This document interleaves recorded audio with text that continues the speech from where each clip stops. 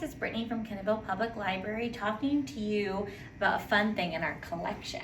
So as you guys have seen, the hot cocoa bombs are all the rage, right? We have two sets that you can use for hot cocoa bombs, or we have a separate crafting set for you to be able to check out. So if you want to do bath bombs or whatever, these molds are good for that too. But today we're going to talk to you about the hot chocolate bombs. Just be a few steps, but the first step is you're going to melt the chocolate. You can do that in a double boiler, or you can just melt it in the microwave. You do want to make sure, like the bag, this bag said 45 seconds, but for our microwave, that didn't work. It seized up the chocolate. So start low, 20 or 30 seconds rather than doing too much. So I messed up my first batch. So we're gonna do that for 30 seconds. We're gonna stir it, and make sure you do a microwave safe container so that it's not too hot. And then you're gonna make a really nice thick coat. So in the first batch that I tried to do, they didn't work very well because the chocolate was too thin. So when I went to melt the sides together, it caved in. So you wanna make sure it's nice and thick. But yeah, so that's the first step.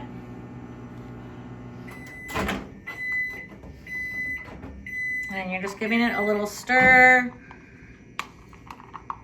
And I started with room temperature chocolate. That might make a difference. You want to make sure it doesn't get too thin on the sides, because then the temperature will get funky and it'll seize up. And give us like 10 more seconds. Oh,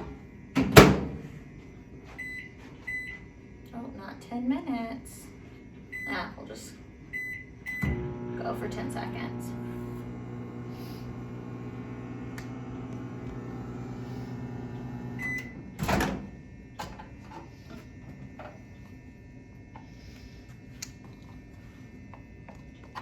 Nice and melted. That's all I'm going to do, because I can smell it starting to cook. That's another way you can know if you're heating it up too long, if you can start to physically smell it. But anyway, so you're going to put a big, thick spoonful in each one, not thin, which I learned. The recipe on Pinterest said about a cup of chocolate makes 3.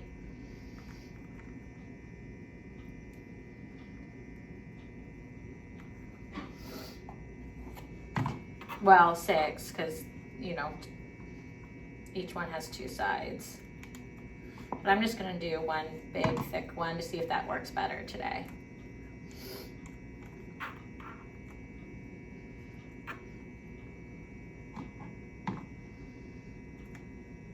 And then I'm going to leave some leftover chocolate on the side to seam it together. I didn't do that on the first one, and I tried a different method and it didn't work very well. So we're going to do nice thick chocolate, and we're going to put that in the fridge for like 20-30 minutes. Okay, we are back. So we let the chocolate set in the mold. So you just gently pop those out. It's silicone, so it just bends and comes right out, which is pretty cool. Pops right back in.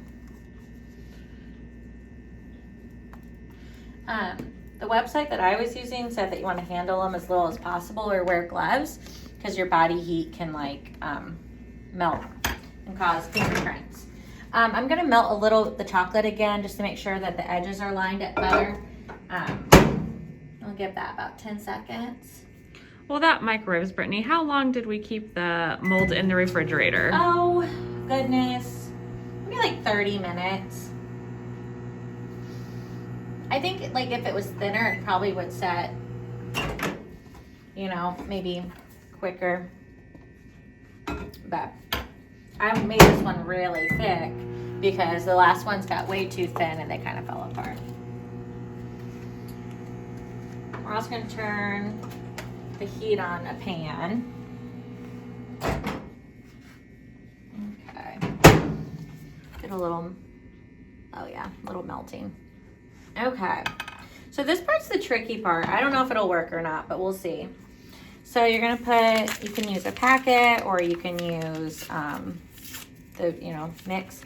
They said about 3 tablespoons on this website. I'm just gonna do it till it's mostly full. And then as many marshmallows as you can get in there, as far as I'm concerned. like at least a small handful.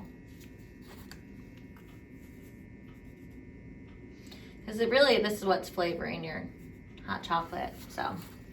And you're gonna fill that one side up, you know, pretty full.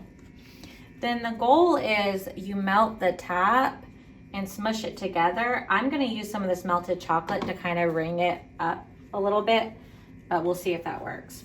So, let's bring all of it a little bit closer. Really, time is of the essence. Like if you get it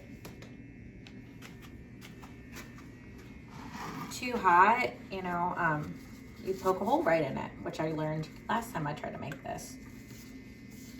So I'm gonna put the mold to the side a little bit so it's easy to grab. And then we're gonna try, let's see if this works. Now this is all, you know, a process of trying. Oh, it's kind of melted on the edge a little bit there. Be careful you don't burn your fingers. And then in theory, you can start pushing these together. Now that doesn't look super melty, so I'm gonna come in through with the melted chocolate. And then I'm seeing a lot online of people decorating on top of them, and I now know why. Because it is super messy. Like it is really not that cute, just straight out of the pan here. So I definitely understand that now. At first I thought it was just, you know, to be cute, but I don't think it is. See, it's kind of coming apart a little bit there. But yeah, so we're just gonna seal that up and then we're gonna let it set again. And then the website that I saw said that you wanna make sure that it's nice and smooth. But I don't know if that's for just aesthetics or if that's important, but just in case, we're gonna smooth it out. Okay, and then there must be a hole somewhere. You see that come out? Okay, and then we're gonna let it set again. So we're back with our last part today. So we're gonna decorate the ball a little bit. I just used a spoon and drizzled, but we have all sorts of cake decorating tools that you could check out. And we even have holiday cookie cutters. So we pulled out the Valentine's one so you can see those. But yeah, so you're gonna give it a little decoration. You can chop up Andy's mint. You can add a little bit of espresso I saw online. Butterscotch chips I saw, whatever really you like. We were even talking about you could do like white chocolate for Valentine's Day would be really cute. But anyway, so I just did a little drizzle of the chocolate that I already had melted, just because it was looking a little rough. So I thought, well, better spruce it up a little. So we'll drop it in our mug. That was satisfying, just that. Okay, and then I microwaved water. I don't drink milk in my hot chocolate. I know most people do, but I'm just not a milk kind of gal. But let's see if this works. So I microwaved it for a minute. Let's see. Oh yeah, it's melting.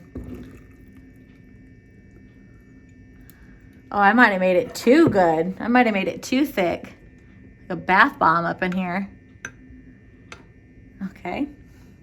Well, maybe we give it a nice gentle crack. There it goes. We give it a little gentle crack and we'll get that stirred up. So yeah, it's really just that simple. I'm really proud of myself. Persistence was key. Buy more chocolate than you think that you needed. I literally used an entire bag. So yeah, there we go.